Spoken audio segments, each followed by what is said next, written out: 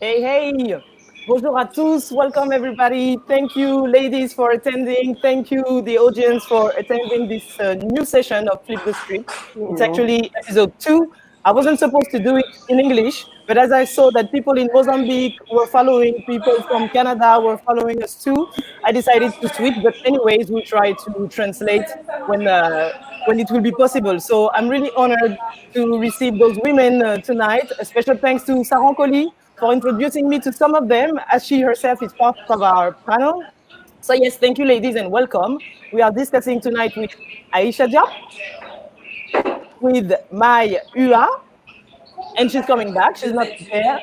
And Yara Costa and Jessica Geneus from Port-au-Prince. So these women are storytellers. They all come from different backgrounds and different cultures. They are global nomads for majority of them, and they all have a singular point of view recording themselves, their families or community. And I wanted to hear them on Mai is back, and Mai is here. Yes. Sorry. So yes, I wanted to hear them about their process of creation. And as I was saying, for me, it's really important to have this discussion because we were so used to that ethnographic trope we saw on TV for so long that we needed to take back our narrative. And that's why I entitled this session, We Are Not Ants Anymore. It's a tribute to the late Ousmane Sembène, the Senegalese forefather of cinema, addressing Jean Rouch, French filmmaker and anthropologist, on his work by saying, you are looking at us as if we were insects. Ethnographic film has openly harmed us. So here is the spirit today. Flip the Script is starting now, episode 2. Stay with us if you want to ask some question at the end, and let's go. So let's first make a round table. Ladies, can you please introduce yourself in few words? And what are you up to? Let's start with Aisha in Montreal. I'm actually in Toronto right now. Oh, in Toronto. Hi, my name is Aisha Diop. I'm an emerging documentary filmmaker. I made my first documentary film last year called Nancy's Workshop, and it just won the audience favorite award at Hot Docs Film Festival, and it has like 2.5 million views on YouTube, so it's really exciting that people loved it. And right now I'm working on further developing that property into something else. And also I am in development on a feature, my first feature documentary film, which is called Gaulo. And that's really about reconnecting people of African descent through the diaspora with their history in Africa using like DNA testing ish, but it's a very personal story. But so that's what I'm working on now, just research and development on that. That's it. So, okay, so let's start by watching the trailer of Nancy's Workshop if you want. Sure. I spent the most part of my life just hating my hair. I wish someone like me would have taught me when I was younger. Sur les cheveux de Bianca, aujourd'hui, on va faire une définition de boucle.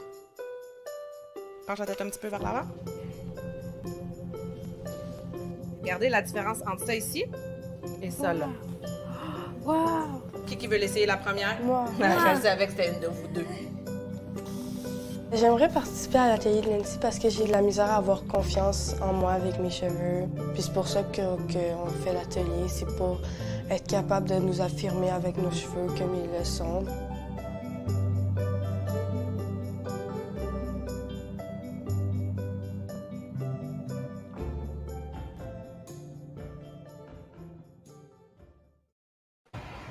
So let's switch with Jessica. She's in Port-au-Prince right now. I hope the connection will be good. So Jessica, can you introduce yourself, please?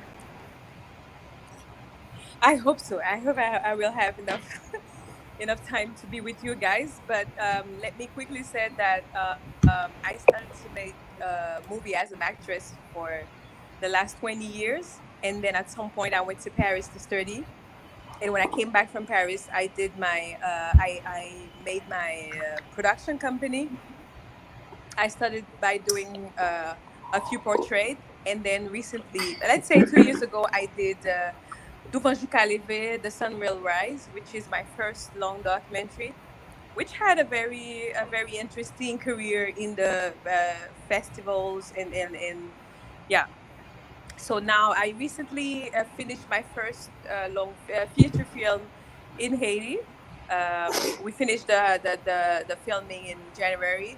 I went to Paris to finish, to do the post-production, and then, well, the virus and everything that we already know. I was stuck in Paris for a few months, and now I'm back in Haiti. And yes, just to say that I'm extremely pleased that Liz and Sarah invited me to this panel, and I'm extremely pleased, guys, to meet you. And I hope we will have a lovely conversation, and I hope you're well and good during this difficult time that is at different level very challenging for us. So yes, very pleased to be with you tonight. Thank you, Jessica. Let's watch the teaser of your documentary, Devant jusqu'à lever. Thank you. Passons la vie pour les journées jeudi. Petite la vie, sans ta folie, malheureux c'est qu'à perdu. Pour qui sont papa les mamans, pour qui toutes ces frères sa maman, misère pas de faire qu'elle content. Misère ça qu'un mon entrée, souffrance qu'à troncer quand l'ombre pour résister, compliment. L'aime dit compliment, comme c'est maman, franchement, c'est pas ça me doit dire. C'est où font pays, ou dans la patrie, font travail pour bien le fleurir. Faut me dire carrément, que l'exploitation, c'est pas un mal, j'en yo dit. Son petit groupe cap joui, en pilote n'en dit, maman, ça fait pour le finir. Pour qui sont papa les mamans, pour qui tout secret sa maman, misère pas de faire qu'elle content. Misère ça qu'un mon entrée, souffrance cap tronce quand l'ombre pour résister, compliment maman.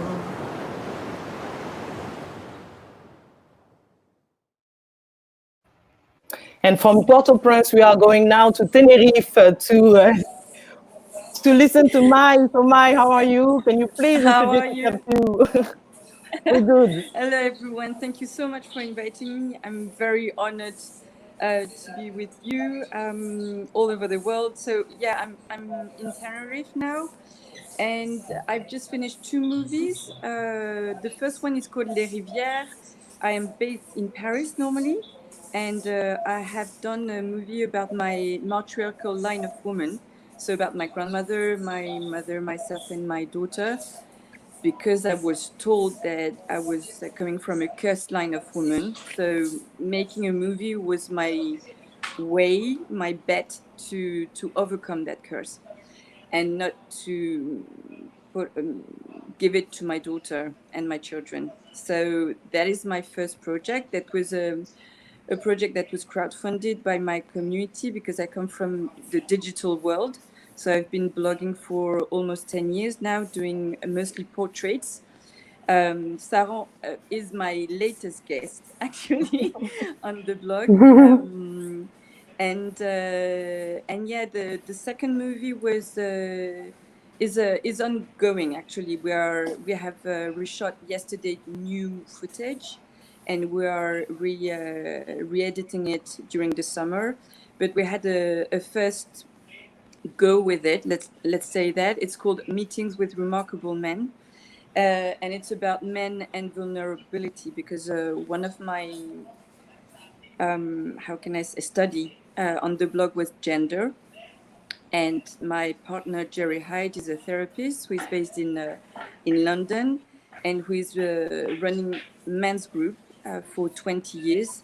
And I really wanted, after Me Too mostly, to have to propose something about men on new ways to be to lead a beautiful man's life. So it's a film about honesty and integrity and how to lead a life with when you have therapy in your life, basically. So it's called Meetings with Remarkable Men. And we are not watching the teaser of Meeting Remarkable Men, but we are going to watch Les Rivières right now. Okay, thank you. Ta lignée de femme, c'est une lignée de femme maudite.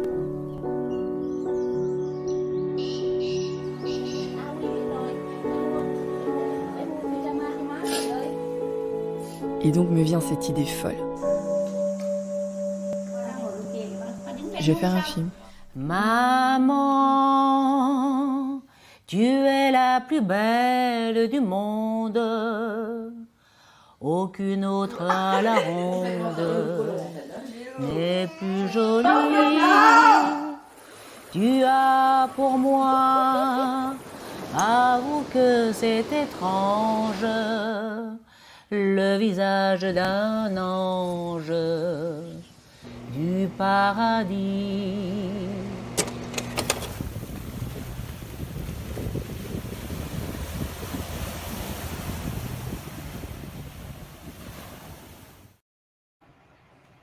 Thank you, Mai. And now we're going to London to meet Saran Colli. So Saran, same thing. A brief introduction. Yeah, I'm Saran Colli. I'm not a filmmaker. I would say that I love to tell stories, and I just use different mediums. That's how I would describe what I'm doing. Short, brief. Okay, so let's listen to the podcast that you are producing right now. It's not released yet, but this is a short introduction to Saran's work. Premier pas dans le monde du protestantisme haïtien, l'église sur le rocher de Tabar, avec le révérend Gérard Forge. Si ça yo, caractéristique ça yo, attitude ça yo, c'est bagaille qui marque dernier, qui dit que nous n'avons dernier temps. Les fidèles se sont massés sous une grande tente. Par manque de place, certains sont assis sur un bout de mur, d'autres sous le soleil ont apporté leurs chaises. Nous arrivons au deuxième service. Depuis 6 heures du matin, le pasteur prêche.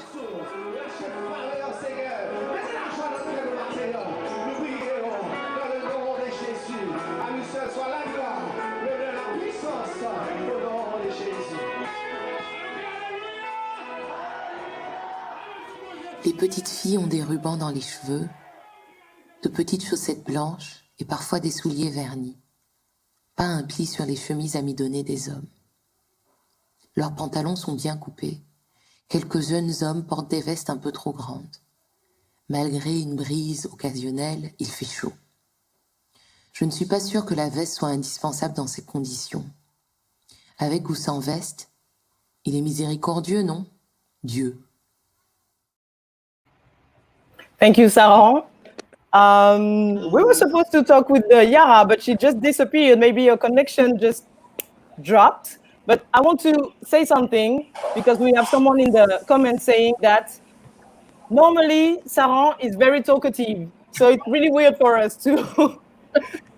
I heard that it should be a short introduction. So I made it short, but... It's okay. So let's wait for Yara, and when she comes back, she will make her introduction. So let's start with Jessica. So yes, Jessica, you made a very personal film. It's actually a personal story within the big story. You are leading us through Haiti's history and relation to cult and religion through your mom's mental issues.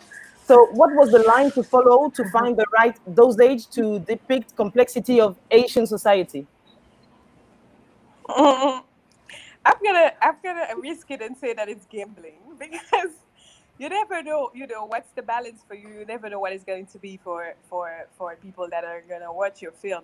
And as you remember, we had a conversation yesterday, and I was telling you that first of all, I could never pitch that film because though I myself couldn't find the proper, this one line thing that they tell you that you should be able to resume your film in.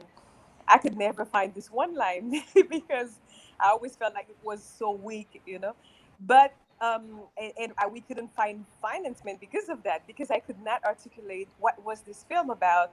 It was too personal, and it was a personal quest, and I kept telling that I myself don't know what I'm gonna find in that quest. So how do you want me to, to actually articulate it in a pitch or on a document? So I think I was lucky enough to have a producer that truly believed that I could actually put out something and let me have the freedom to actually go. And even though I spent 4 years working on the script, but at some point I was like, you know what, I'm just going to take my camera, because I think enough is enough. If people cannot understand, the only way for them to understand is to actually have a look on this country that has been ignored for the past 200 and something years. So I was about to have a sociologic approach to it. I was about to take my camera and go ask people about whatever. And I said to myself, you're not a sociologist, you are a filmmaker. And the only way for people to trust you and to come and meet you in your journey is to be able to expose yourself, because this is why you're making this film. You're making this film to understand for yourself first. And it's through your understanding that you'll be able to meet people. So that's how I came to the conclusion that I had to be in this journey of understanding, and I had to put myself forward. If I was about to film people and put them on the line also, I had to be on the line for them to trust me and to completely, be vulnerable with me and take the journey with me, because it was too personal not to put myself forward and to make them feel like I myself was in that quest. So that's how I did it. And I think you have a friend that came back. Yeah, she's back. So, Yara. We will compete to see which internet is the worst. Is it the Mozambican or the Haitian? So, now that you're here, please introduce yourself, and then we watch the trailer of your film. Thank you for having me on this panel. Thank you, Lise. Thank you, Saren. And thank you for such inspiring work of you sisters. Really, it's for me, it means a lot to, sometimes we work and we are so into our own thoughts and work, and we are alone. And so it feels so good to connect with people who are going through the same things and realize that we are not alone, and what we're doing, it actually makes sense. And it resonates, all of you guys' works resonates with what I do. So I'm a filmmaker and I'm a storyteller from Mozambique. I'm based in the north of Mozambique. Right now I'm in Inhamban, a little coastal town. My latest film documentary, it was shot where I live in the island of Mozambique. And it's the story of a woman that I've known for many years, since she was a little girl. And I was interested in her story because the story was telling more of what was happening around the community. And actually, right when the film came out, a whole new reality configured in Mozambique, where we're now having what is called or perceived as a jihadist movement, insurgency in the north of the country. And so that film kind of relates to that phenomenon. And I'm now currently working with other projects, and it all have to do with my need for our own stories that I couldn't see anywhere. And so I realized that maybe the way to fill that void is by looking at them and telling them, as a way of learning about.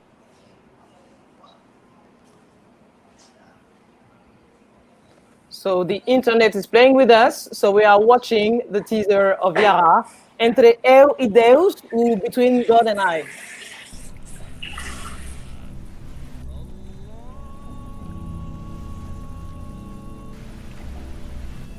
In Nigeria, new figures have emerged on the total number of people killed by Boko Haram. Yourself and who you are and where you came from. 100,000. The ISIL-affiliated group is already considered the deadliest in the world. Tonight we begin in Somalia, where the death toll from Saturday's massive truck bombing in deadliest terror attack in the country's history has topped 300. Angry protesters denounced the Islamic militant group Al-Shabaab. Just hours into what has been described as the deadliest attack in Kenya, Al-Shabaab outfit claimed responsibility for the Garissa attack, which saw the deaths of more than 140 people, mostly students. Pelo menos 17 pessoas morreram, entre eles atacantes, agentes da polícia e civis, e 52 foram detidas, segundo a polícia, na sequência daquele que terá sido o primeiro ataque protagonizado por um grupo radical islâmico em Moçambique.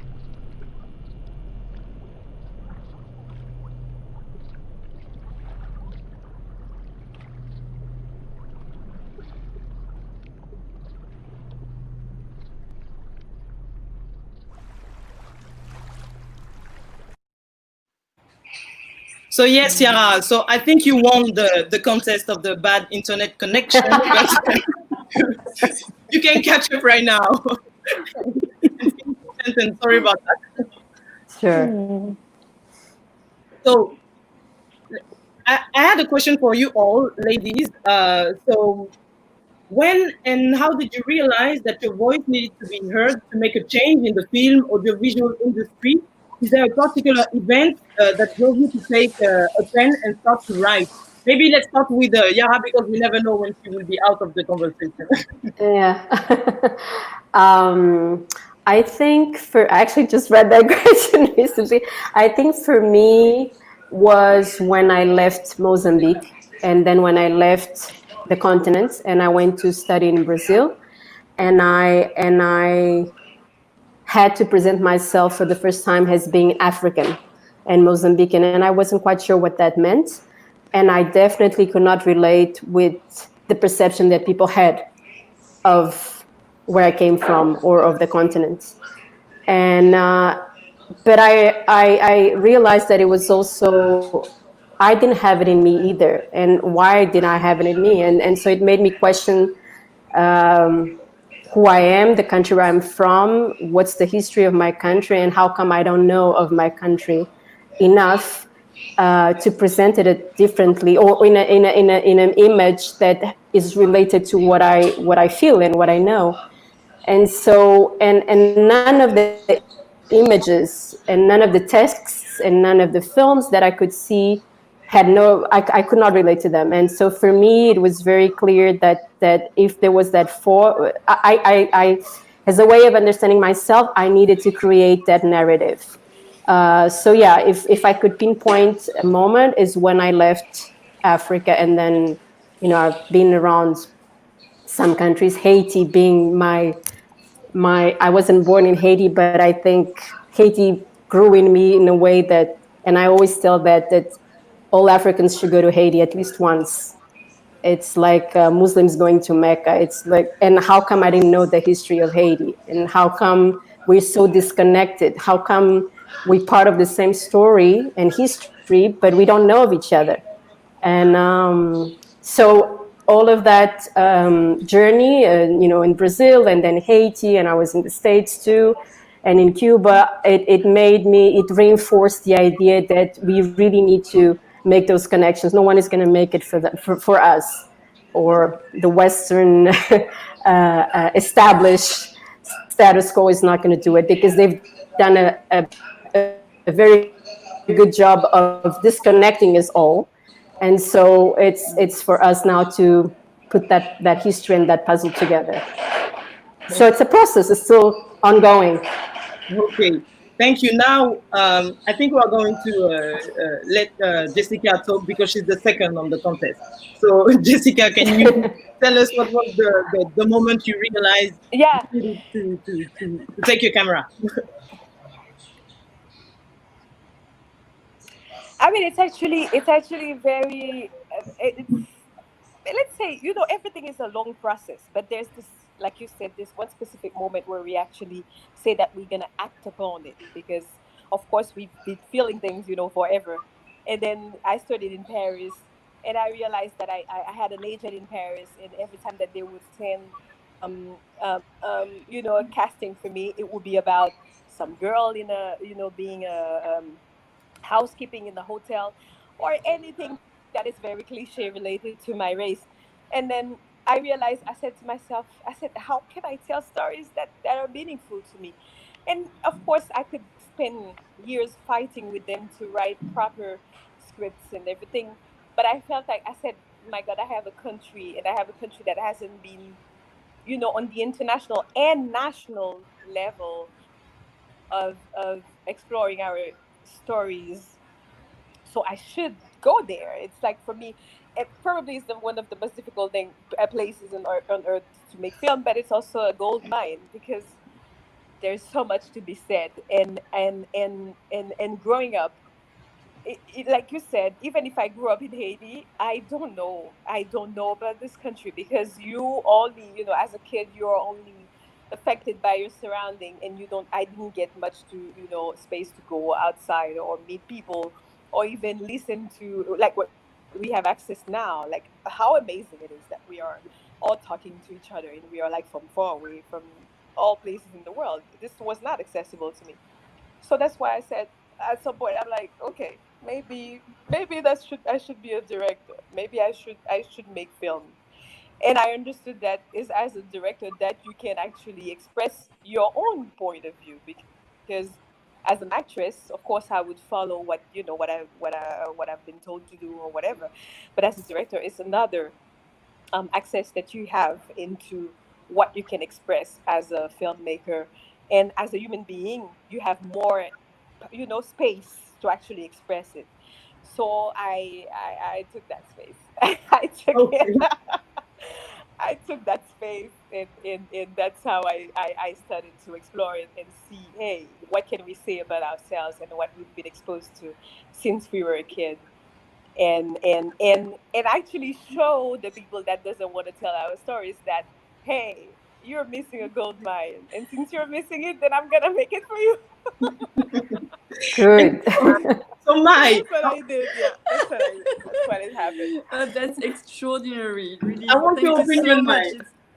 It touches me so much to listen to you, because you're so right, Yara. When we're working, we're so on our own, and for me, it was a very lonely process. Not only because I was trying to dig into myself, but also because people around me, I had my digital community that was supporting me, and they were so benevolent, and they gave me the confidence I was lacking. I think that was the first turning point for me. It was like, I have a community that keeps crying when I send these bottles to the sea, when I send my videos for this portrait that lasts 3, 4, 5 minutes. It's about, I don't know, a gym professor and his kids, and people are crying on the other side of the screen, on the other side of the internet. And I thought, maybe I have something to say, I have something to share, and there is emotion here. But for my movie, it was within my family. So, and I think family, it's so hard, because family is made with a lot of loyalties, a lot of silences, a lot of secrets, and people were not ready to support me, because they were knowing from the start what I didn't know, that it would be a revolution for everyone. Because if someone is taking the camera suddenly, is filming, is listening, is collecting informations, images, energies from what is the past now for us, then it will be a revolution, because then someone, a female person, is holding her own narrative. And I think that with this line of women, we are the first one who are able to say, my story is this one. And I didn't know this project had any potential for other people than myself and then my family, until I showed it. And when I showed it, people were crying so much in the different rooms. And I showed it, and the energy in the rooms is so dense, and I really realized the power of what I'm doing when I was sharing it. So it's I couldn't write that.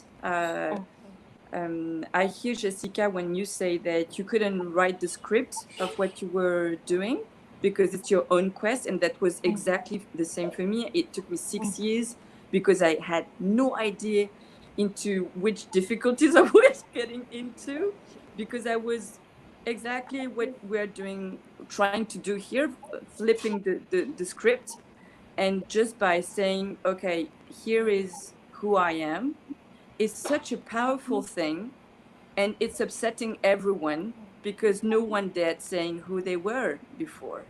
And I think that for me, it's less a story about Vietnamese people in France. It's not really about that, but it speaks a lot to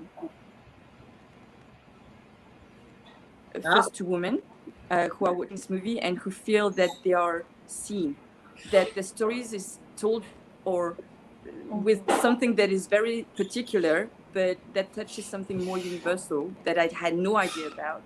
And also it talks to children, or the part of us who are still children and who haven't spoken to our moms.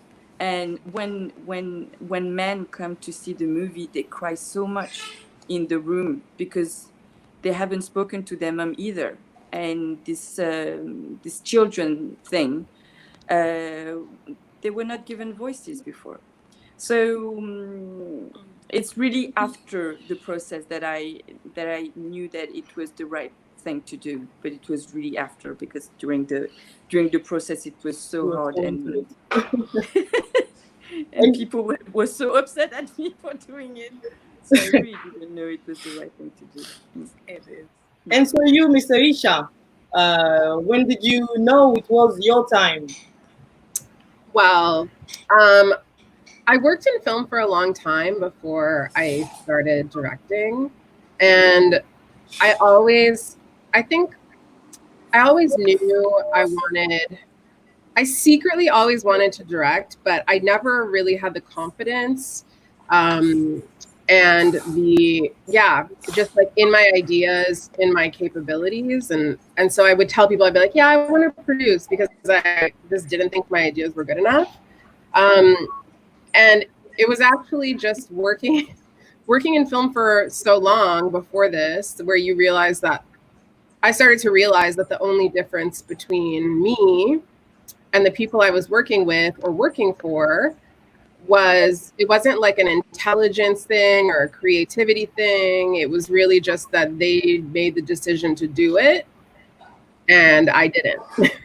And so I was like, if I don't make this decision to do it, then I'm not going to do it.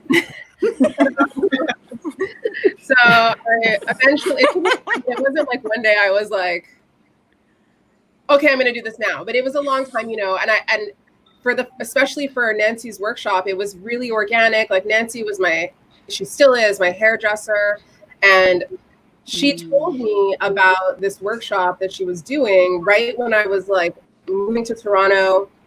And I was like, oh my God, like, I really want to do a documentary on this. It's amazing. Like, I wish I had this kind of thing when I was young. And she was like so encouraging and supportive that she was like, yeah, okay, like if you want to do it, you can do it. Like, you're allowed, like whatever you need, like I'm here, like let's do it.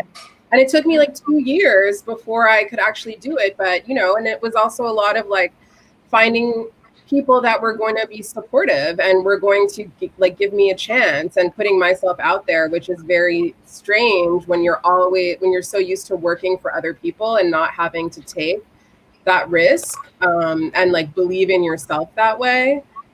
So it wasn't like overnight, but it definitely like, and whenever I'd hear like interviews with anyone being like, you just have to do it, I'd be like, I just have to do it. I just have to do it. It's like, that's the thing. It's like, I feel like we're so conditioned from such a young age to think that so much of the world is outside of our reach. And just as women, as Black women, as women of color, like we're just so constantly like pushed so far back down that it's hard to even just have that idea to be like, oh, like, should I do it? Like, it takes a lot. I mean, for me, it took a lot. And it took seeing other women, other Black women, like directing and doing stuff that I wanted to do to be like, oh shit, like this is actually like someone who's looks like me could do it. I could do it. And then also I think from there too, it was also about like really knowing the material that I wanted to make that is very much a reflection of like myself and my identity, which really made me feel like I knew it because it was my story in a way. Like, yes, it's Nancy and it's these girls, but I have such a similar experience to them that it really made me see, I think, their experience differently. And same with this next project that I'm working on. It's really about further understanding like our relationship to identity. Oh, sorry. Go ahead. No, just mine. She just disappeared, so she's third on the contest. But maybe Aisha, I'm gonna cut you right here and try to listen to Sarah to know when did she decide to start a magazine, starting making podcasts, and all of the things you are doing, because you are doing a lot of things. So this is Sarah. Yeah, so I think my journey is a bit different, maybe in a way that I was born in a family where things were possible, and I had role models who were writing, who were performing, who were doing things, who were in films. I even had like some short roles in theater plays, in movies, and I was on some sets when I was 6, 7 years old. And so I think the journey was a bit different for the fact that I knew that was possible. But then I would say that sometimes when you are, I don't want to say that it's constrained, because it's not true, because it's a privilege to be born in this type of families and with the parents that I had. But because what they were doing was so good, as the child, you don't really want to venture directly into those things. So because you don't want to be compared, because you don't want to be the son or the daughter of someone, you want to be yourself. So this is where I connect completely with you. So in wanting to be myself and not at the time, so I was in between trying to, I did theater and all of these things, so trying to act, but I didn't really like to perform. And I loved to write and tell stories. So I started writing, and I was just writing, but I was writing since I was, I don't know what age, since I could write. Sometimes it wasn't really very profound, but it was there, and I can still find some of those texts. So I think the connection for me is just to be able to tell stories. In a way, what I would like to say is that I like the depth of things. I like to dig deep. I like to go into what people call darkness, or all the things that are inside of us. And this is what I write the most about, just because, I don't know, I think in a way it's therapeutic. I think in a way it's also, my brain is always very active and I need to put those things somewhere. And the moment it gets out is when I want to let it go. And I just look for a medium that is available. So there was, for example, the magazine, because I really wanted to I think just the idea of seeing the world. And for me, I believe that we all see the world and we all tell the world in a certain way. But so far, and maybe it's my fault because I didn't know more or whatever, but I felt that the world was only told through a Western perspective. And I didn't want that. Offer a platform where other perspectives could be told about the world.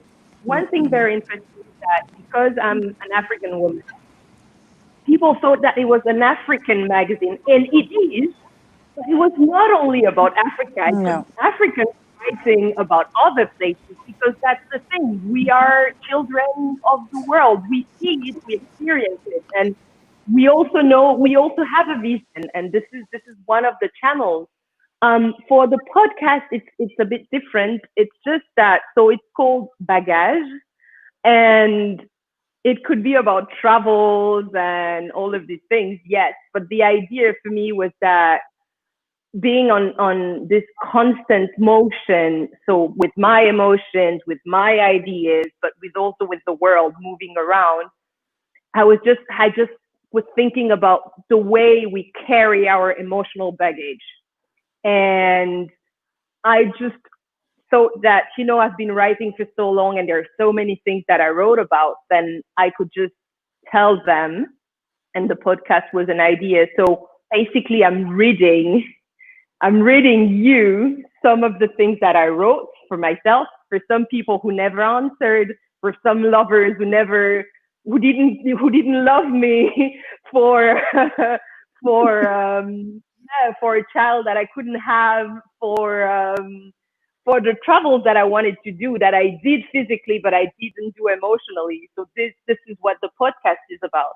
So doing it as a podcast and putting it out there, it's for me to just let it go, and then people can just, enjoy it, hate it, don't care. It's just fine. I'm just gonna be part of the conversation, and I think this is the most important part, because we are here to stay and we are here to leave a mark, and I think it's very important for the rest of the world to understand that. So I have a question for you all. As artists, you have a responsibility, whether you accept it or not, when you are making those kind of stories. So who are the people you are writing for mostly? I'm asking you this question because we talked about it for a long time with Yara the other day. So I want to have your input on this. So who are the people you are writing for? So who wants to start? So maybe the third on the contest, which is my UA. Spain is not that Can good. you hear me? I'm so sorry, it's not working anymore. really but I can speak at least. So for me, I speak to people who want to feel alive, and there were a lot to feel that, I think. And I think that a lot of the culture is dead, is made of dead things for money. And it's not made for people to be fully alive. And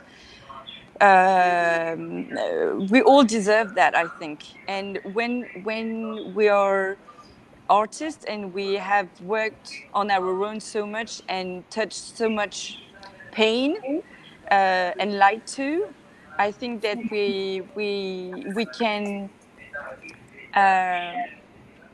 project images, stories, poetry that is actually feeding, nourishing the world we are living in right now. And I'm doing it also for our children, for sure. Yeah.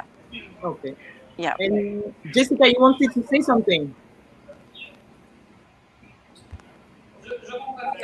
No, I was just saying that I do everything for my people.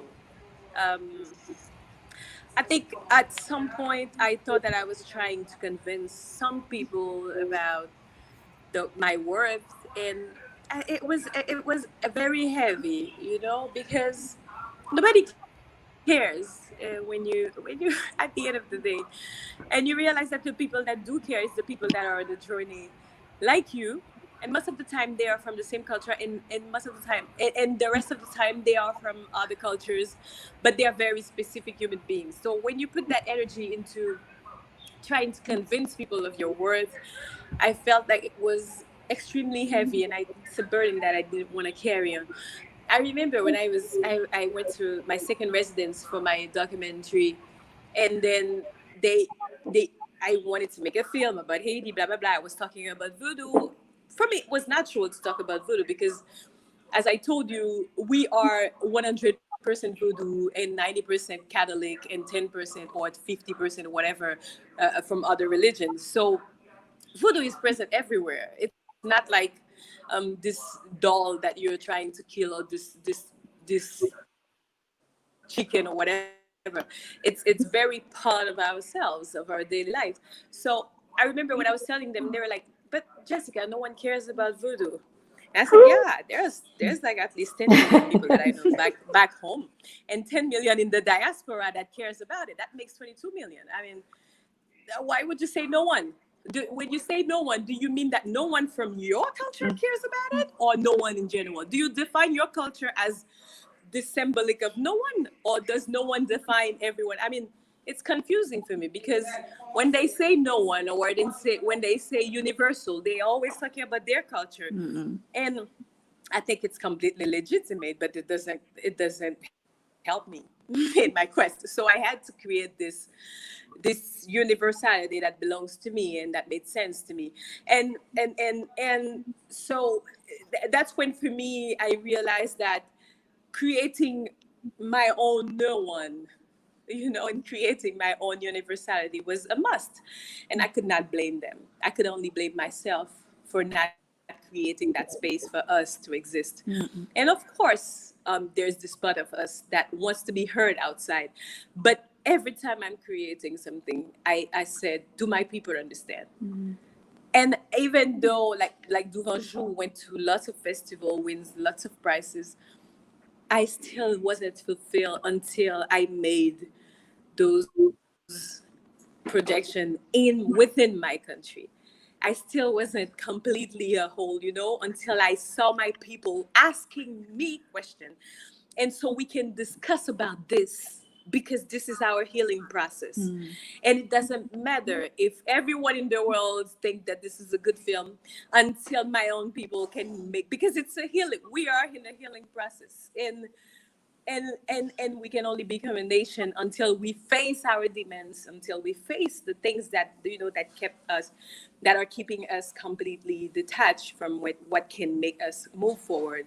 So I couldn't care less, even though my ego, of course, is completely, it's really heavy about the fact that, but the ego doesn't take you nowhere, unfortunately.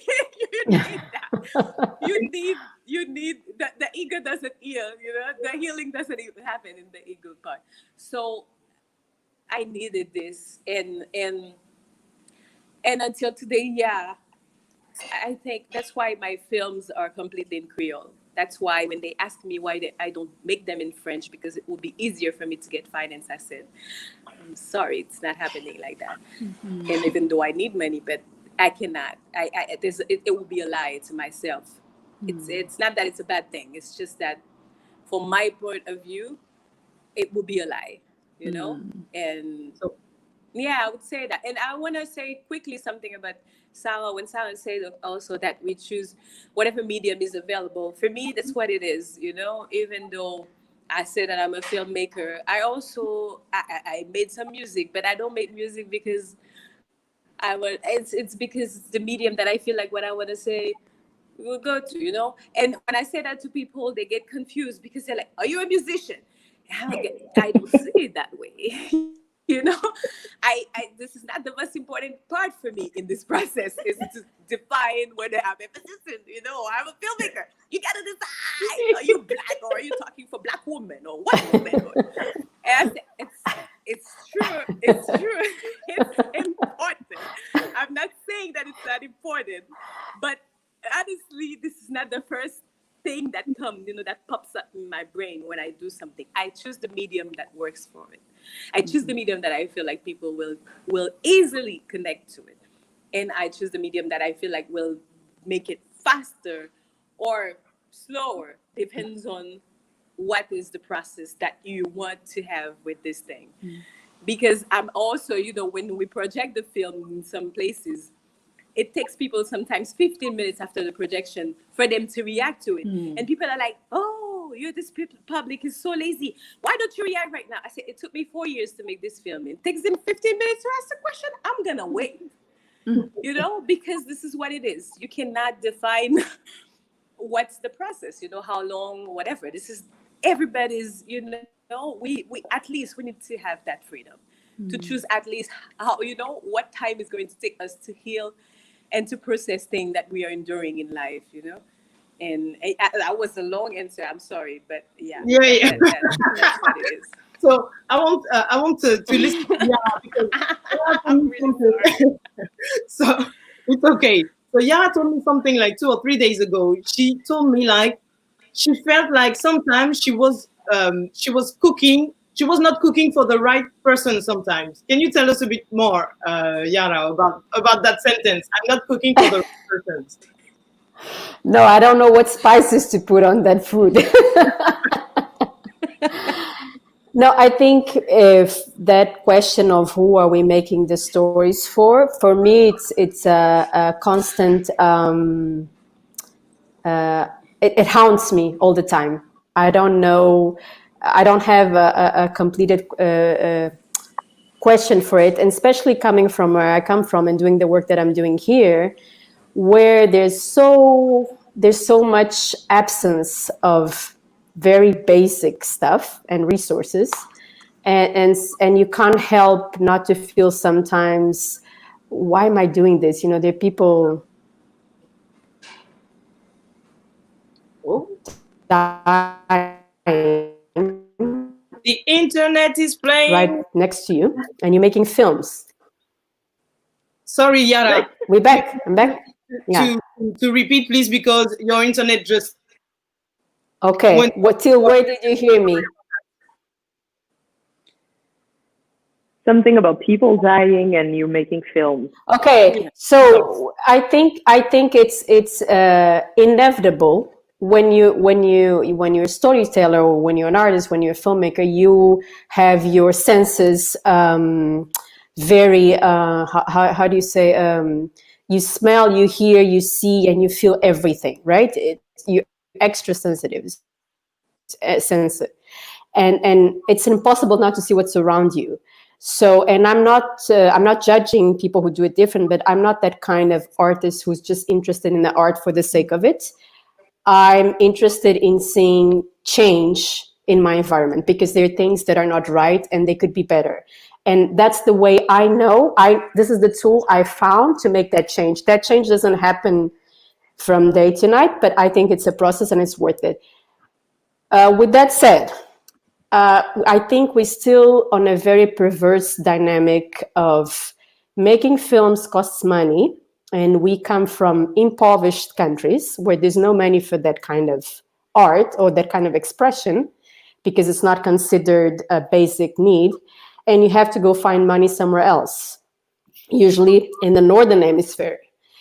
And when you do that, you enter this game and this cycle of you somehow selling your reality in a format and confined in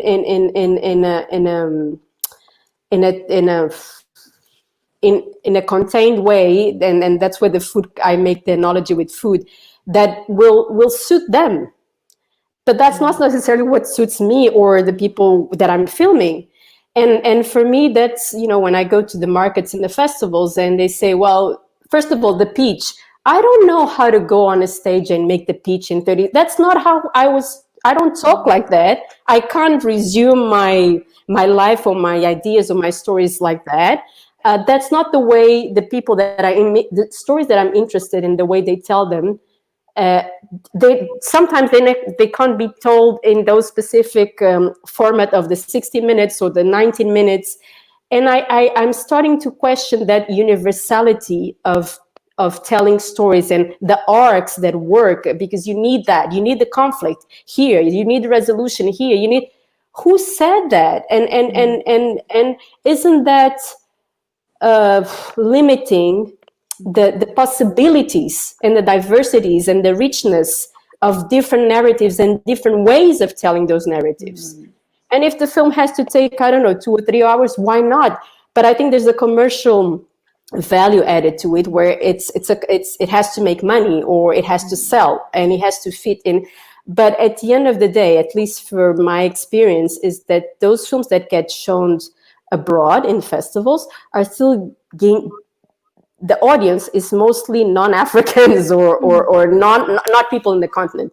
And I can come back and usually, you know, we do projections, and here we have to do everything. You have to go find the room, you have to go find the projector, you have to, you know, you're really doing everything. But at the end, the people of my community, and when I say my community, is all around me, are they're not the ones who end up consuming this, because this this product or this expression of art has been so transformed to fit in those formats that are considered sellable. And then you also need the approval, right? And that approval also comes with the big festivals and the distributions and the TV buying. And so we're still in that system and in that dynamics that it's not different from the way our countries relate to the Northern Hemisphere in other realms, economic, political. We're still dependent somehow. We're not emancipated enough. And I think our stories will not be fully emancipated when they're not fully funded by us, to us, and for our consumption. And if the rest of the world wants to see it, amazing. But I don't like that. I feel it's a very colonial still and very perverse relationship. Yeah. So, and then, there are obviously exceptions, and there are ways like you have your community supporting it. That's amazing. But for the most part, you spend a lot of time trying to convince and educate people that are not educated about why this is important and why should they care. And then how much time you have to just do whatever you're proposing yourself to do. This is so interesting, because when I proposed my project to different producers and distributors and sellers, I had so many, and festivals also, I had so many reactions of people saying, I have cried during 2 hours, but I can't take it because it doesn't fit to anything. I can't label it. I don't know how to sell it. And I'm like, but guys, if you are doing yogurts and you don't find the right shelf to sell it, I understand that is marketing. But you're doing culture. Where do you find things that don't fit in? And of course, I can't pitch my movie in 2 minutes or on a stage like that, because it takes me 1 hour and a half to tell you my story. and I don't get this thing yet, and I'm still very angry at that, because there are things where if you don't fit in, then you're not worth anything. And I'm like, no. It doesn't sound right. And that's part of the dead culture I was talking about previously, is that we have to do something, and that's what Lise and Saron are doing right now, I guess.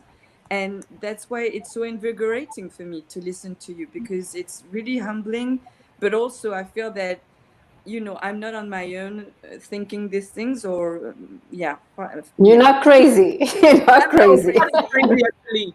So the question is, do we necessarily have to be labeled by the official institution to exist and be able to live from our work? I don't know, Aisha or Saron, do you have something to share? Yeah. I mean, first of all, Yara, I think what you said was like so profound and so on point. And I think it's really interesting too to have this discussion, because I'm first generation Canadian. My dad is from Senegal, was from Senegal. He was born there, and my mom was from Italy. She came to Canada. So I have this not fractured identity, but I have, I grew up in the West, in Canada, in the North, the global North, right? But I have an identity that never really fit in, that fit here. And so it's really interesting, because you're totally right. The whole system, the whole culture industry is rigged. It's decided upon by a very select few, and they're usually white people, and they've decided that these are the structures of how we tell stories, and these are the ways that you can get exposure, and this is what it means to be successful, and this is the story that's interesting to people, and this isn't. And you're right, to be living somewhere outside of the Northern Hemisphere and want to tell a story through film that is for the people, it's for your people, your culture around you, it's like, it's impossible because we live in a world that we don't have the financing to do that kind of thing. And you need to ask for money from these Western colonial powers in order to execute your art, and then you're beholden to them for whatever art you create. They have a say in it, and so it kind of poisons it. I think in general, for me, I definitely think that the stories that I tell have a bearing on what I would have wanted to see, or what I feel like is interesting as a Black woman in Canada. And that I think I can contribute something to that conversation. That's really the responsibility that I feel like I have towards filmmaking. I'm trying to remember the whole question, and I'm trying to look at the No, it's okay. What's the rest of the question? It was like, do we necessarily have to be labeled by the official institution to exist and to be able to live from our work? So the answer is no, but to live off your work, it's kind of like yes, because we all I don't know, all I do is spend my time applying for money from institutions, because we live in a capitalist world where we can't escape it. So we need to make money. And if I feel like I can really contribute something this way, but at the same time, you have to negotiate what is and isn't really your voice and your point of view, and what you're willing to compromise on and not compromise on when you're telling your story. And I feel like I have a privilege to be able to do that somewhat easily, or more easier than Yara, who's just explaining how to make a film for her people doesn't get the interest of film funders from the UK, the EU, and the US. And even the same thing with the people screening at festivals and going to markets. It's the same people who have the same idea of what a successful film is. And it's really there. I mean, yeah, I don't know what the answer is, but there's definitely something that has to change about who makes these decisions, where the money goes, so that it can start to go. Because you don't deserve to make a film less than someone else. Yeah, sure. Because your film is for an audience that people in the West don't think about, because we all just think about our own lives, put ourselves in the middle of everything. But so yeah, I don't know. And Sarah? Yeah. So what I wanted to say, I think the question is very interesting, because I see 3 different areas within the same question. So because you talked about existing, and I think that we do exist because we are human beings. We are trying to do things. It doesn't have to be seen by millions of people for you to exist, because you do exist, and the effort. Not everybody can tell stories. Not everybody can have an idea of a film or a story and put it out there, because as you said, a lot of people don't do it. So no matter how you do it, just the fact that you're doing it and putting it the way you can somewhere, and there are people there receiving it, critiquing it, or enjoying it, makes you more important than you ever thought about. So I think we do exist, and I think we need to acknowledge that. I know that the process of going and talking to these people, trying to sell things is tiring. You make yourself question. You question yourself, your intentions. But I think existing is one thing. Then the other question about being able to live from that's where the issue is, because I think in a way, if we think about the whole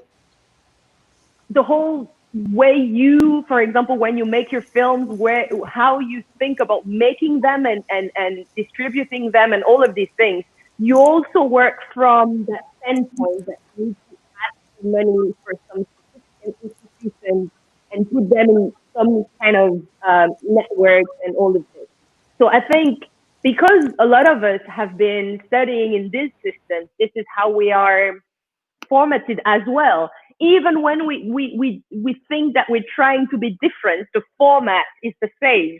So it's very difficult for us to understand that being a filmmaker doesn't mean that you really need to really live only by making films. I think being a filmmaker is just that you made a film. So if you're working as a waitress or you working, I don't know, in a company and you use that money to make your film, you're a filmmaker. So I think we should think about more creative ways of using our talents and skills in other things to at least find some money or gather money. And I think these type of platforms and these type of this conversation that we can have is also how can we join our resources, which is not only money, it can be technical, it can be equipment, it can be a lot of things, settings, I don't know, decor, to be able to put these things out there. Because then we will challenge our formatting. And I think we need to challenge our own formatting all the time. For example, I put out my magazine. Do you think that I went to someone to talk to? I didn't care, because the first thing I didn't want is someone to tell me anything about that vision. I was just like, I don't care. And I actually didn't even care if people will like it, because I wanted it to be out there. And that was it. This was like a thing about, you know what? We can do it. I know that there are amazing stories out there. We're going to do it. And at that time, I was just running on my savings, and it was not a lot. So I think I'm showing the people your magazine. You can talk while the images are running, okay?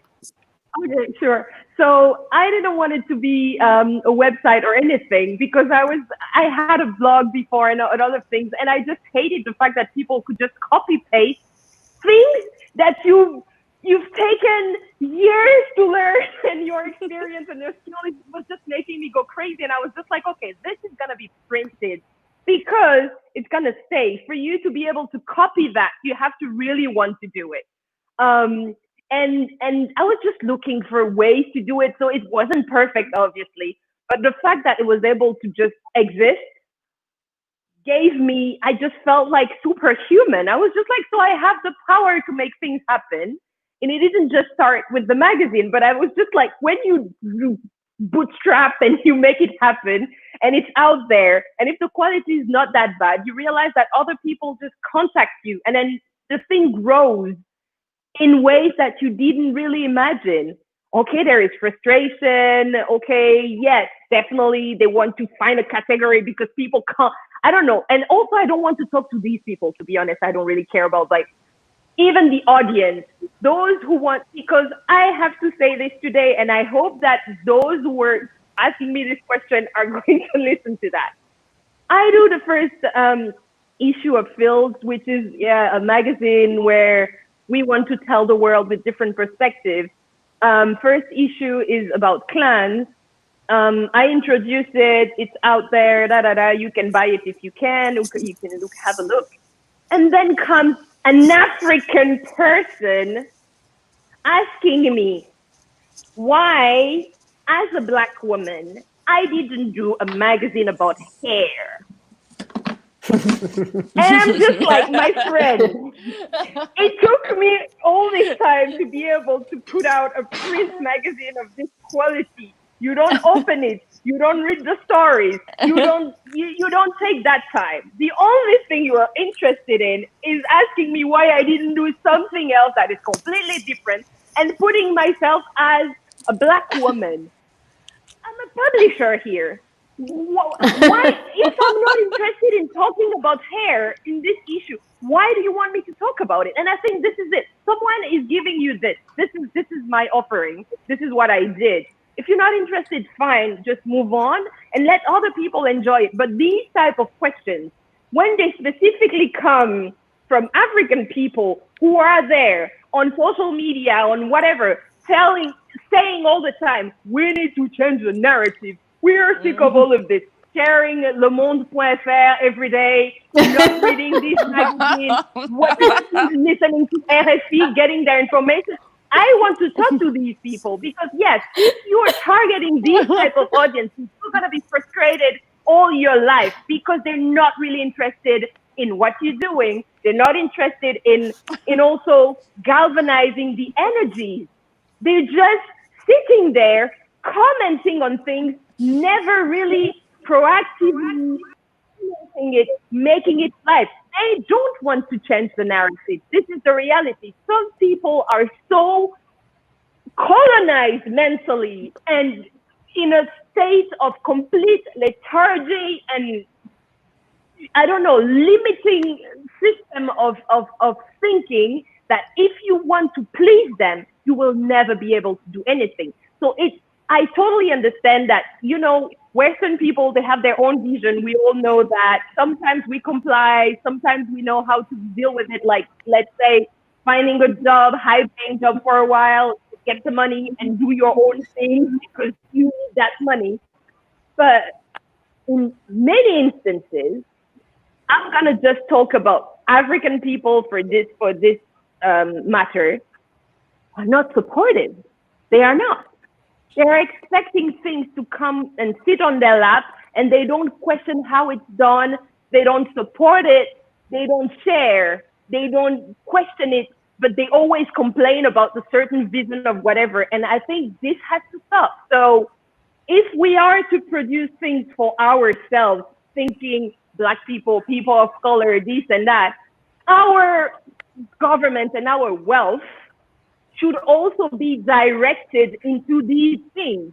I don't understand when these countries and governments are talking about there is no money, it's not essential, when they themselves are using the money to flex on social media, buy random things that are not necessary, still living at the 1% there and leaving 99% of the population completely oppressed.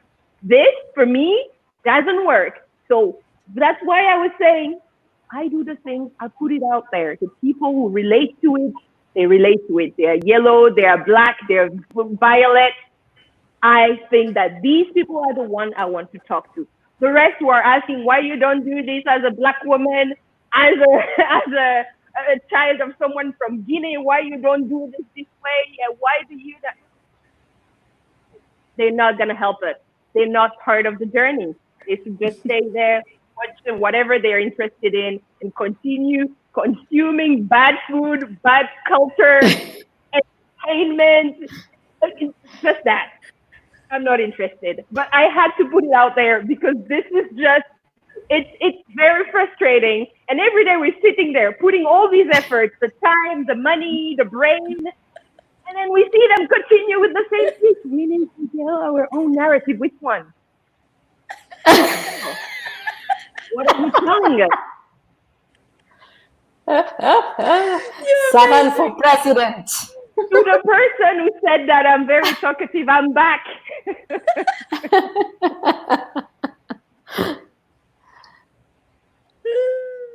Mute, please.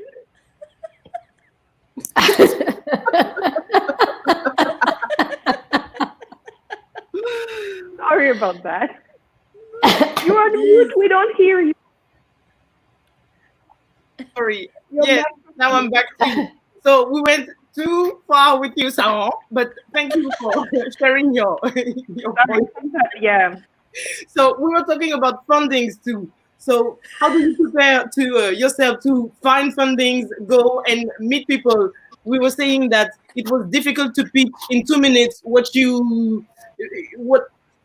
took you like years to write and produce. But how do you do? Like, I want to know, where do you go? Whose door are you knocking? On? What's the process when you're trying to find money? Aisha, for example, as you are preparing your next film. Yeah, so it's a lot of.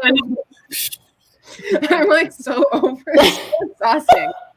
I'm not over it, but it's just like I haven't even started. I'm applying for development money so that I can shoot a demo, and then use the demo to help like show it as kind of a proof of concept, and then use that to raise the rest of the money that we need to actually make the film. So I think it's a lot of applying to different funds.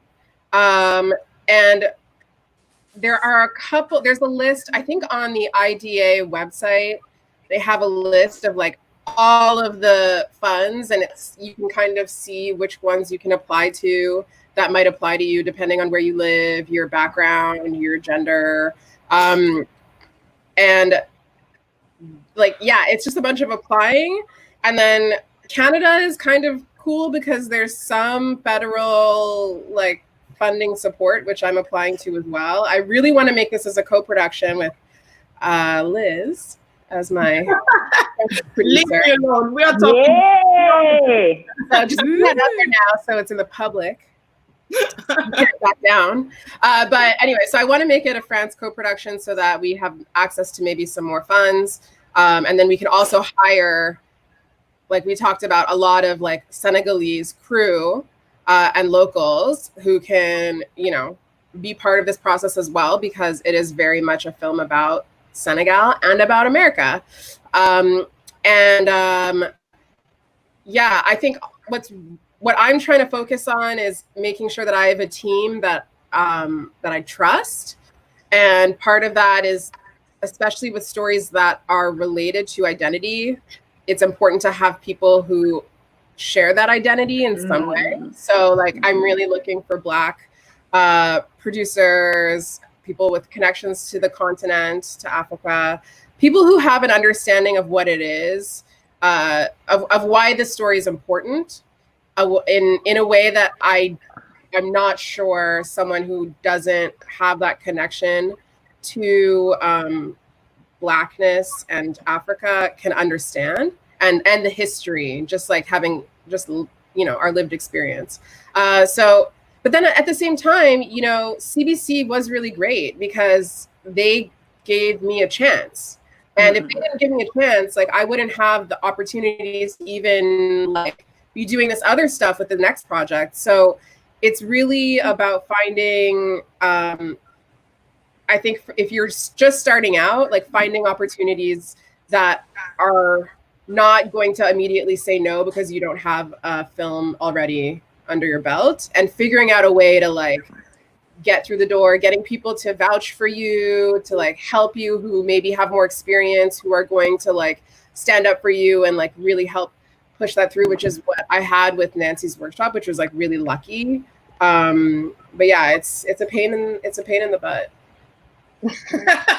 And yeah, how do you do like to find money to do I'm gonna call Sahan and ask her from some tips and see if she wants to reduce because she has the stamina that it takes. I must say I don't deal well with rejection. I don't know how to deal with it. It's a problem that I have. And I worked a lot extensively for maybe 4 years on a project that almost got there. Like, you know, when you get you on to the next 10, the next 5, and then almost. And it got some financing, but not enough. And I actually turned it down because it wasn't enough money. And it took a lot. It took a lot for me to deal with, because I was starting to question everything, whether what I was doing was supposed to be done, whether I was right. And so I'm taking some time off that relationship of being rejected. And I'm now working on a film. It's going to start as a short, and it's already been pre-financed because it's almost a commissioned work. And then from there, I'll try to get money for the longer version of it. But at least I'm comfortably working on something now, not worrying about getting money for it, and then use that work to try to get more money. But one of the challenges is, and one of the things that I feel most sorry about it here in Mozambique is that I don't have a producer that can produce, so that I can focus on writing and directing, and because I end up doing everything, and I don't want to do it again.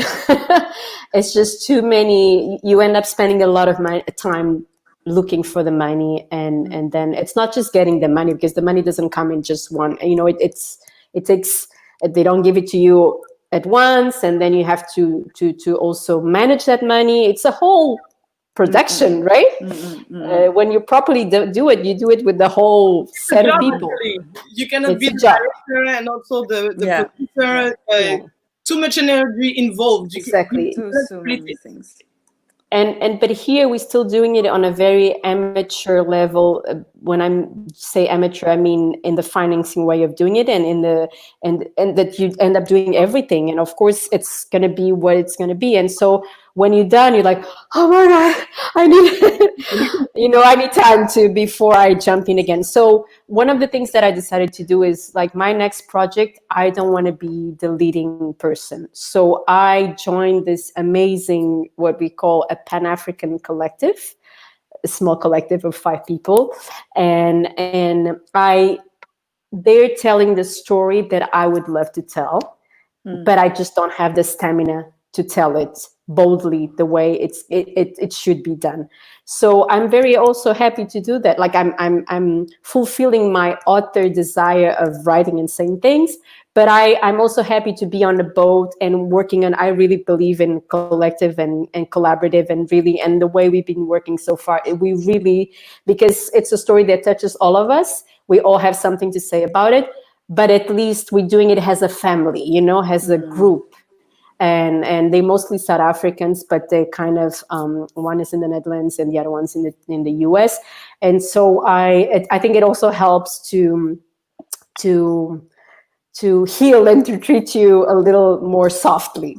So when you get the rejection, at least you have people to cry with.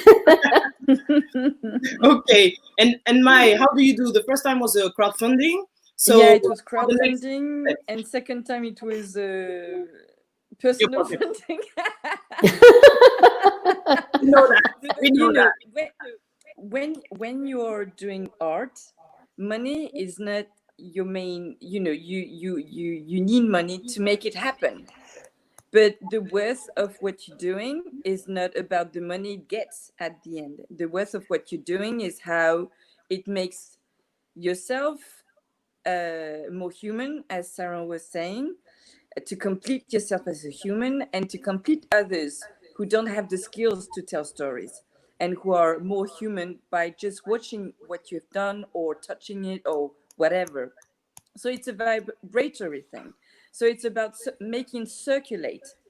That's the whole thing. So it's putting it out there and make it circulate. So we are always, on 2 legs in this capitalistic world where everything is about money and everything is about the number of views and the number of likes and whatever validation you can get on this level.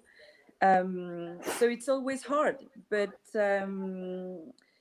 so for Les Rivières, I would never do it again. It's too hard to be just on your own, making it, trying to distribute it, trying to raise money, trying to everything. But I'm happy because now it's on VOD and people are very touched by it and they want to support it. And they know that when they pay for it, it's not about, paying for something. It's just to support a project and support me to be able to go further and create other things. So it's not because it's worth it. It's not the price of the experience they will get by watching the movie. So I'm happy because it's happening. And for The Remarkable Men, we're working now with a producer who loved the first trial. And we're writing another type of Remarkable Men for the US. So it will be with someone else, and I will be co-directing it with my partner, and we will be in a team. And I think I need that now. I really need that. Yeah. Teamwork is really, it's key for me now. I've been on my own for 2 months. We totally If I can just add something, just quickly, just thinking of, because as Liz said, so I do a lot of things, but I've also been on the side of financing things and receiving things. And one of the things that I hated the most about the way it was framed are, as you all talked about, the requirements. Some of these requirements are so strict and constructed in such a way that an individual or a young person or a young company or a young creative can't just apply. All the things that are asked, the process to do it is so long, the language to be used, the platforms where you have to submit, that it just creates this flow of you only receive the people who are capable of applying for this. So most of the time I used to receive some of these things or some of the projects, and it was not really what we needed or what we wanted to do, but these were the only things we could work with within that system. And I think, as we said before, these systems are now, which is very good, questioning themselves. I think it's going to take a while, but for a lot of things, they talk about wanting to have more youth-led initiatives. If it's a youth organization, do you think they can follow these procurement rules, the whole thing? As you said, like the way you frame how you should explain your project. No, the thing is you need to be able to have them come and explain what they want to do, feel the people. You need that human connection. You need to know, you know that maybe they're weak at project management, but you know that the story is great, that they have the right team and the right idea. And as someone said, the more these structures are going to question themselves, means that they will open up to hire more people who have a different mindset, who are going to revolutionize the way things are done, and the money is going to flow a little easier because they will be in touch. Because sometimes you have this is thought through by administrators, and it's directed to people who are creative. These are completely different mindsets. So it's difficult to connect the dots, and you need to connect the dots because this is what usually we're looking for.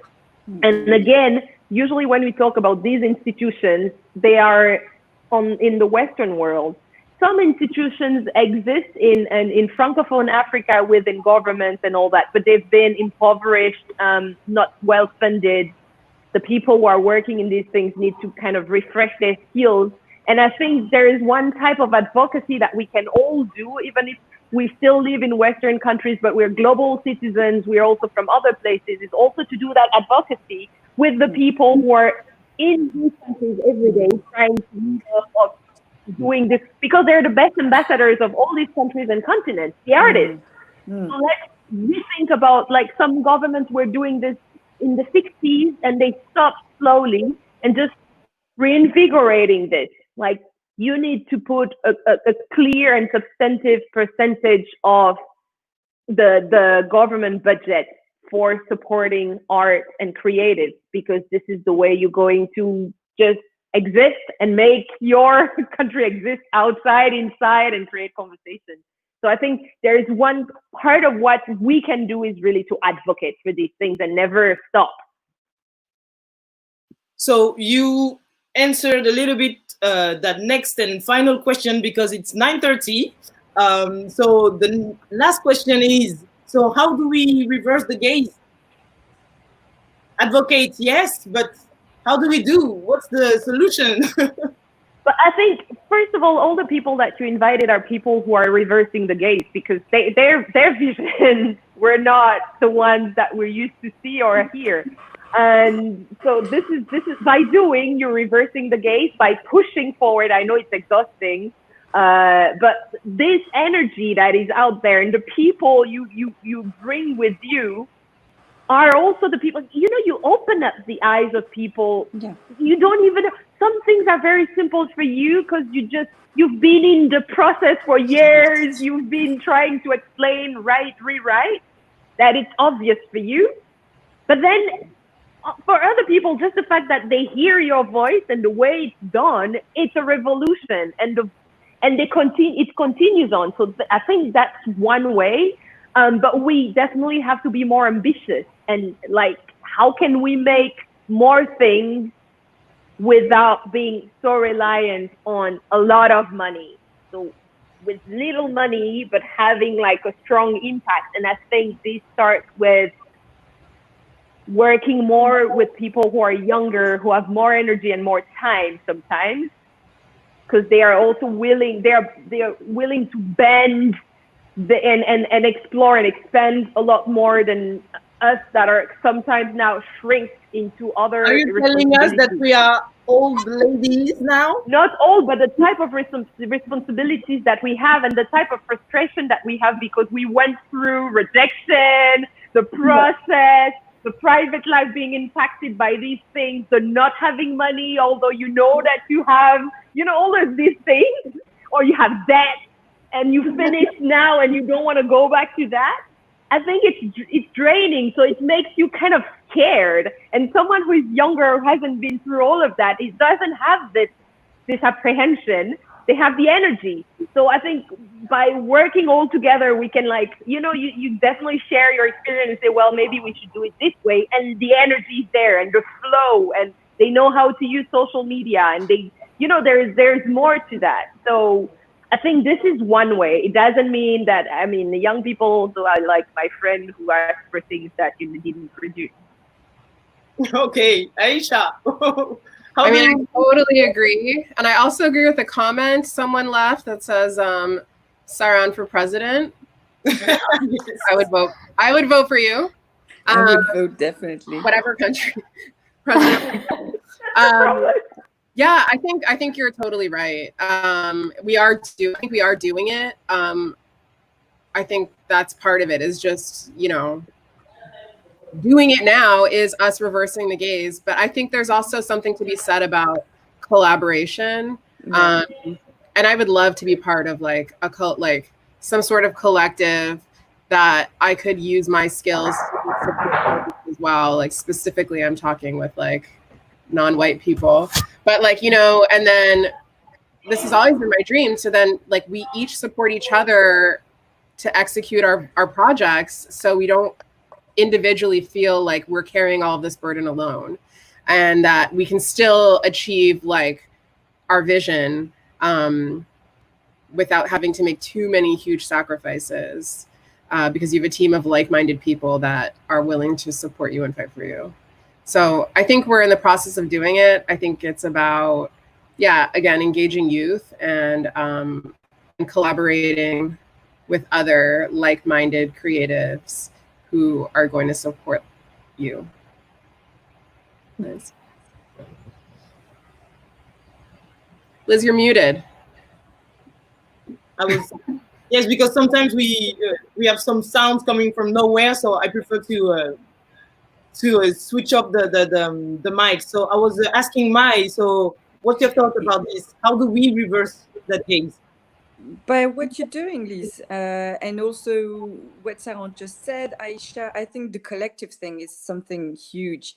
For me, it's totally new, and I can't say how much I'm in awe of all of you, because it gives you stamina. It gives you just the knowledge that you can make it. And when you're on your own, you have to make that decision Aisha was talking about. If I'm not making the decision, no one will make it for myself. But if you're not told, or if you are told, if you are encouraged in that, I think that you can raise other voices. And all the thing about being collective and playing all together the same game, let's say that, I think it will. Oh. And then Spain. Am I still here? No, we're back. I'm still here. And also, I think that what you're doing, Liz, by being also part in the system, because what you've done with Writing Africa, with Arte, and you were talking last time on your previous episode that you were working with France 2, or that at least you have the appointments. So you have the power to be in contact with people with whom you can have a human discussion about what it is to be doing culture now, what it is to be reversing the gaze, and etc. And I'm very interested into this part now, because so far I was interested into accomplishing my movie, but now I'm very interested into changing things, being part of a process of change. And you can't change if you don't change the system itself. You can't only be on your own, do your own things with your crowd and crowdfund them. And it's already something huge. And if we are many people doing that, it will transform things logically. But if we can have something within the system where we change the system itself by doing what you're doing, Aisha, also, I think we will attack the thing from different angles. Yes. And it will break. Hey. I think we should start a mob, and go to Arte and go to France Télévisions and go to, I don't know, Gaumont, whatever, and exactly. Just go and just introduce ourselves okay, we are here, we have stories, we need to talk. Exactly, because what you're doing is amazing and it's totally new, and I've never heard all of you beautiful women. I've never seen you before, and the world needs to see you. It's it's just obvious, and I can't stand dépléchant and so on anymore. I want I want real people, and talentless people and new voices. We need new voices. Yes, and Yara, to finish, how do we reverse that gaze? How do we do it? By doing what we're doing already.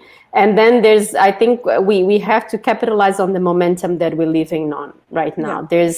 There's never been, I think, so much appetite and so much awakening and our ancestors have never been so they are dancing right now. They are. And I really, really believe that there's a cultural revolution on the way.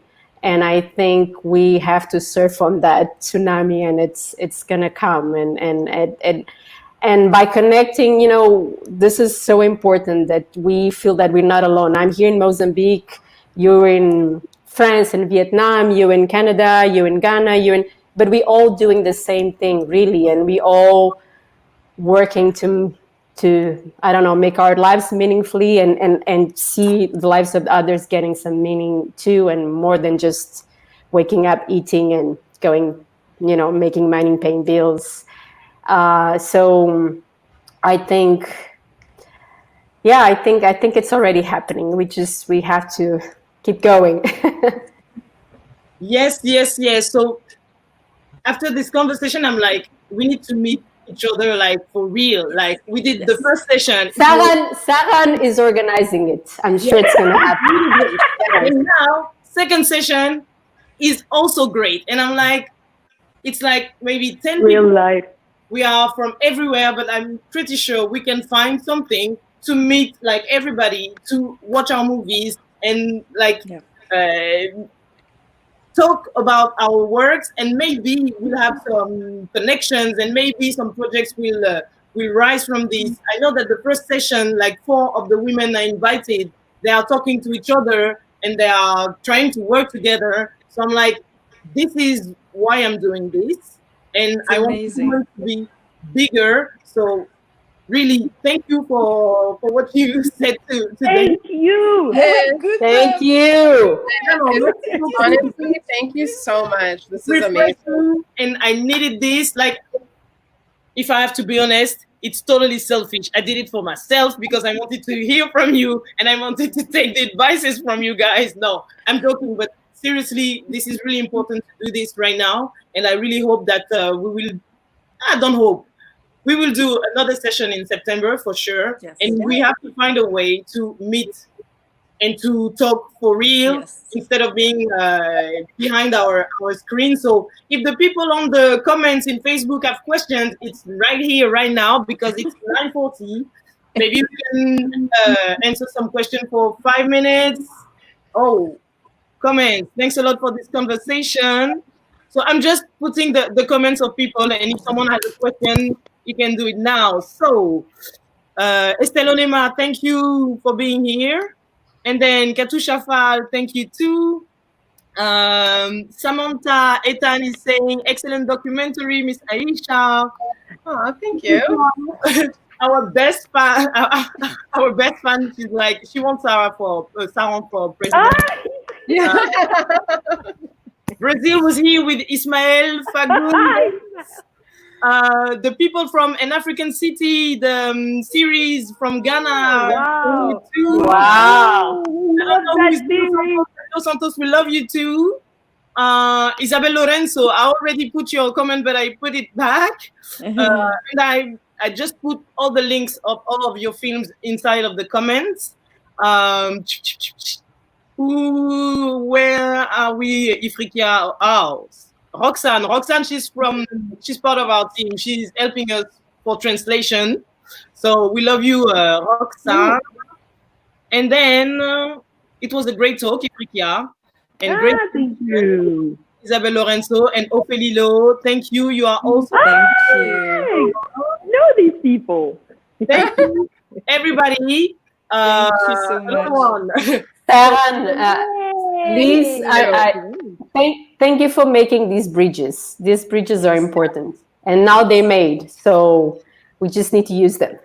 Yeah. Yes. We want to go to Ilha do Mozambique to do a session. You will come. I will see you. You don't have to get there. So maybe the meeting will be the next one. The next one will be there. Yeah. Please come. You have a home here. Thank you so much. So the replay, I will do the subtitles in French, so everybody will enjoy that conversation. I'm not saying I'm doing it tomorrow because I want to go on vacation, but I'm doing it. So could you bring all your movies in the same platform? Okay, we'll talk about it. And Vimeo. Thank you and bye bye. Thank you so much. Bye. Thank you so much. Bye. Bye. Bye. And then so happy to with what? Much. We'll all talk. We will talk. Yeah, definitely. Okay. Ciao. Ciao. Thank you. Ciao. Hop là.